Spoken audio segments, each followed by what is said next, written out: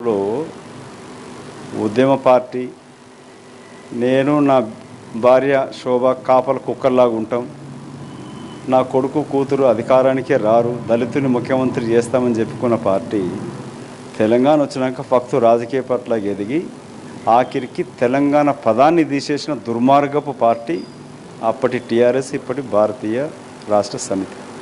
అది కాస్త రాబందుల సమితిగా మారింది, రాష్ట్ర సమితి కాదు. అది ముందు తెలంగాణ రాబందుల సమితి ఉండే, అది కాస్త భారతీయ రాబందుల సమితి అయి ఢిల్లీ కుంభకోణంలో సారా కుంభకోణం ఇరుక్కున్నది కవితమ్మ గారు. ఇక ఆ పార్టీలో కుమ్ములాటల కుతుకులాటల దాంతో మాకేం సంబంధం, తెలంగాణకి ఏం సంబంధం? తెలంగాణ పేరు పైన తెలంగాణ ప్రజల స్వరాష్ట్ర ఆకాంక్షను అడ్డం పెట్టుకొని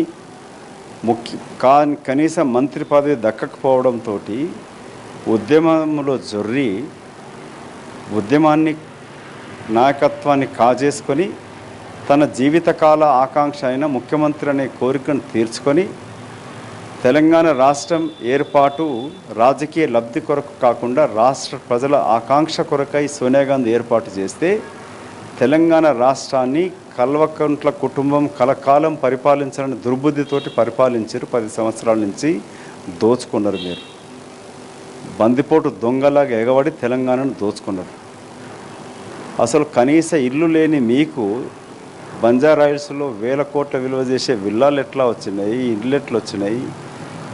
ఎక్కడెక్కడ చిన్న చితక వ్యాపారం చేసుకుంటే వాళ్ళకి మీకు తెలంగాణ ఉద్యమంలో శ్రీకాంతాచారి లాంటి ప్రాణాలు అర్పిస్తూ ఉంటే 2010లో కంపెనీలు స్థాపించడం నువ్వు మీ అన్న కలిసి. సో మీకు తెలంగాణ రాష్ట్ర ఏర్పాటులో భాగస్వామ్యం లేదు. తెలంగాణ రాష్ట్ర ఆకాంక్షను అడ్డం పెట్టుకొని వ్యాపారాలు చేసుకొని కోట్లు గడించింది కల్వకుంట్ల కుటుంబం, ఇంక్లూడింగ్ శ్రీమతి కల్వకుంట్ల కవిత. ఈరోజు ఎంపీ